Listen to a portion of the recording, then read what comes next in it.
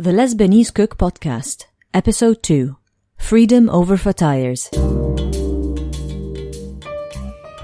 Welcome to the Lebanese Cook Podcast. I'm your host, Rachel Dbace. Every episode is a virtual dinner table with a guest. Over food memories, we talk about forbidden stories. Visit www.thelesbanesecook.com to access the recipes of the food we make. Sign up to the newsletter and subscribe to the podcast to stay tuned. Let me share this image with you. It's almost a decade ago, you're in Lebanon, among a large Lebanese Armenian family, coming together over food and plenty of it at that. Large plates of fatayr take center stage and everything else is peripheral. Fatayrs are Lebanese pies. They are essentially pieces of dough in a triangle shape, stuffed with meat or cheese or spinach and so on. Often treated as a side dish elsewhere, in the Antonius household, they've always been a food staple in family get-togethers. But for 7 years now, these delicious pies have come to taste like freedom. Between the passing of fatayrs from one plate to another, Antonius is Armenian, Lebanese, gay, and free. But as he tells me, the journey that led to celebrating his family dinners while being completely himself wasn't simple. I am excited to introduce to you my guest today, a passionate, fiery soul, beautiful inside and out, with the cutest glasses I've seen. Antonius, hi. Hey, Rachel. Thank you so much for joining me. Thank you for having me. So, you are an Armenian Lebanese man. I am. And you also identify as gay or queer. Exactly. Okay. And you are many, many things, many wonderful and interesting things. But what I would like to talk about today is that part of your identity. As you know, and a lot of our listeners know, a lot of people who are Armenian Lebanese or Armenian or Lebanese or male in with that identity are unable to be openly gay or openly queer. And they're especially unable to share that with their families and with the people they love. But you can. Yes. I want to know more about that. Well, let's start with fatayr. Let's start with fatayr. Tell me the story. Well, fatayr, which is usually a side dish to every meal, to every like Lebanese meal. But in my family, it was like the central meal. Like everybody, like the first moment that everybody heads into my grandmother's house, we would all literally run towards the table and have fatayr. And even when we sat on the table, where we have like other, well, for those who know of Lebanese food, Lebanese cuisine, it's a rich cuisine with a lot of different kinds of food, but everybody would still stick to fatayr. Right. So, yes. And that fatayr, that sort of gathering for you, you were able to do that. Yes. You were able to do that because it was a tight-knit family. And I believe, although I see other people who are also, who love their kids, obviously, and who love their family members, but it was because of the love that we shared in my family that I was able to be accepted for who I am, for being gay, or for being anything else. How did it happen? What was the journey that you faced with them? Well, I was closeted, obviously, but then again, I've always been vocal about gay rights and LGBTQ rights in general. And the flamboyant person that I am, it's no secret that I'm gay. So, I mean, flamboyant doesn't have to mean gay. True. Yeah, basically, I always knew, I felt like they knew. And apparently when I did come out, it turns out that everybody already knew and everybody has already talked about it before. Oh, really? Yeah, it was a bit weird. When did you know that you were different? I knew I was different. Probably it was when I was in 4th grade. Probably I was 10, probably. I had a crush on a guy who was in my bus. Oh, poor baby. Yes. And I wrote him a love letter. It was how innocent I was that I didn't know that a guy is not supposed to do that to another guy. Oh. And I wrote a love letter to this guy who ended up showing it to everybody. And everybody made fun of me, but oh, poor baby. That was like a very difficult period. But I was in 4th grade and I was 10 years old, so I really didn't know what was happening. That was part of the bullying which occurred.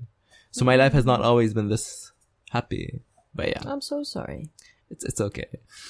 I know you know, you may be over it now, but you were 10. Yeah. You had 10. no idea. I had no idea. This is just proof that you don't just choose to be gay. You know what I mean? Because you are gay. Like I was a 10-year-old innocent kid who happened to see a guy whom he I don't even know if it was like, I don't know what feelings they were, but apparently I wrote on the paper that I like him. And I had feelings for him. And I didn't know what feelings meant at that time when it comes to such encounters, basically. So it's not that, you know, you're talking about choice to choose who you like. You had no idea that even those feelings were forbidden or were not allowed. Exactly. 100%. You're like, yeah, I'm a 10-year-old. I like someone and I'm going to tell them about it. So you just poured your heart out. I did, and it was a bad idea. And it got crushed. Yes. And how did that affect you? Really badly. I mean, I think that was the moment that until now, I feel like that feeling of like shame, of pain, feelings of I felt uncomfortable, obviously, with myself. I was like, am I wrong to feel that way? Am I not supposed to feel this way? Why is it wrong to like a guy? Cause I was like, in my family, like we never discussed that, hey, it's wrong to like a guy, or like 2 guys together is wrong. So we never discussed it. We never spoke about it. So I didn't really know anything. And so from that age, when you realized, oh, I'm not allowed to do that, or I'm being bullied for that. When did you realize that that was called being gay? Porn. I'm that serious. It was porn. Right. Because everybody, like, you know, like guys show each other, oh, there's this thing called pornography. You just look at it online. You see there's a section called gay. You click on it and there are 2 men making out and doing other stuff. And you're like, okay, what is that? And then you just like, it just came to me. I don't know. Is it weird? I'm just saying. No, it's not. I mean, in the absence of a society that talks about it, in the absence of access to it, in Lebanon, the media is not, it's not as liberated as it is in the West. So actually, gay scenes are often cut from movies. Yes. And gay stories are censored. In fact, even sex scenes can be censored and cut from the movies. Even that you see. kiss, basically. Sometimes, if even straight people want to kiss, it's cut. I think that might be changing a little bit. Right now, yes. But when I was growing up, even straight people wouldn't kiss. They would come and hug each other after like 10 years of separation. Right. So for all of our relationships, gay or straight, it would be hugging for 10 years. Exactly. I consider myself very lucky to be in a family where I would consider us sexually liberated, if I can say, if it's a word. Yeah. If it's a term to use. Mm-hmm. So basically we talk about sex. Over Fatayers as well. Yeah, basically. With Teta and Jiddo? With Teta and Jiddo not really, but Teta, yes. Teta would engage. Yes, exactly. That's amazing, because I don't think that's necessarily a universal thing. But despite all of that sort of openness, you were closeted for a little while. I was, yes. Why? So, why? Because it's mostly, to be honest, it wasn't fear from my family or from repercussions. It was more of between me and my faith, because I was a devout Christian little boy. Mm-hmm. Although I was born Armenian Orthodox, I was actually practicing Catholicism. I still do practice Catholicism, to be honest. Mm-hmm. But back then it was very difficult because I found out later that it's not okay to be gay when it comes to Christianity. Mm-hmm.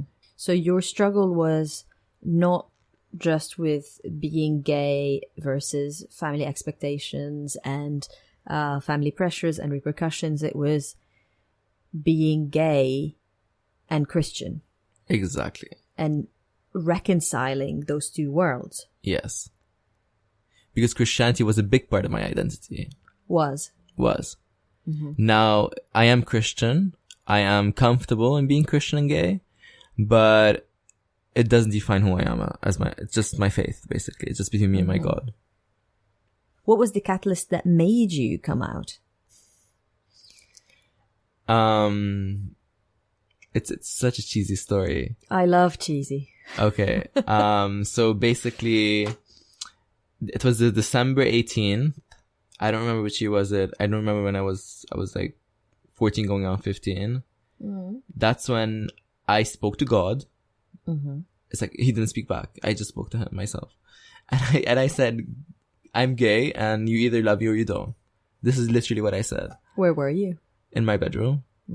Because I used to pray every night. I used to pray the rosary every night. Yeah. And basically I said that and it felt so good. And that was when I was like, okay, Antonios, you're gay. You can say it. It's fine. It's okay. And yeah. So that was when you said it first to yourself. And Yes. effectively the first person or entity you came out to was God. Yes. And you came out and you said it out loud. Exactly. Hey God, knock, knock, knock. I'm gay. Yes. I still love you. And I hope you love me back. And I hope you love me back. But if you don't love me back, I'm still gay. Yes. 100%. What did you feel once you said that? Comfort. It felt so good. It's like a feeling that I can, like, if I just close my eyes right now and I just think of it, it's just, I can re-feel that feeling. And I just get emotional right now, just thinking of it, because it was literally like, I wish that each person going through what I went through, given like struggling with their faith, be it Christianity or Islam or anything, or Judaism, whatever faith you believe in, who technically is a traditional church and does not accept you being who you are. So whomever you are, whatever faith you practice, I would really want you to feel what I felt at that moment. And that is to feel loved, to feel comfortable, to feel safe, and to just feel okay, to say that it's okay to be who you are. But you created that for yourself. I did. You didn't come out to someone who was able to hug you, love you. You came out to an entity, to God. God's response to us and God's message to us and God's conversation with us is often internal. Yes. I say often, is internal. And you use that internal power of yourself to come out and to kind of embrace it. Sort of. Never thought of that, but yeah, sort of. That's exceptional, because often what people kind of, want and are looking for is a certain comfort. And in that time, you were the comfort to yourself. Yes. But going from 10 years old to 14 years old, when I came out to God, like there was that period of, again, I went through a lot of stuff, a lot of questioning, a lot of troubles, but mostly based on my faith rather than anything else. And I remember clearly, this is a very interesting story. I would want to watch porn. I'm going to go back to porn. And instead of watching gay porn, and knowing that porn is bad in Christianity, I nevertheless watched straight porn because it's a lesser evil. It's a lesser sin. So yeah. So in the hierarchy of things that are bad to God, Exactly. to Christian. Oh no, the gay porn. That's out there. You know, if you're gonna kind of go do it in stages, maybe I'll start with a little porn, with a solo porn, and then maybe I'll progress to straight porn, and then and was that because you felt guilty? Yes. I didn't want to be gay. What followed from you coming out that evening in December? When did you come out to, we're talking about family and Fatayers and... Yes. I came out, the first person I came out to after God, like the first physical person, I came out to my cousin, Diran, who is also like a brother to me. And I came out to him in German. So how many languages do you speak? I speak 4 fluent languages, and my German is really bad. Okay, so you speak Arabic, French, German, which the bad one, and Armenian. Yes, there we go. And which of those languages do you associate with your identity? Lebanese. So the Lebanese language, or the Lebanese colloquial, which is a form of Arabic, Yes, is what you think your identity is. exactly. So when you use any other of those, or any other language that's not Lebanese, you're detached from it.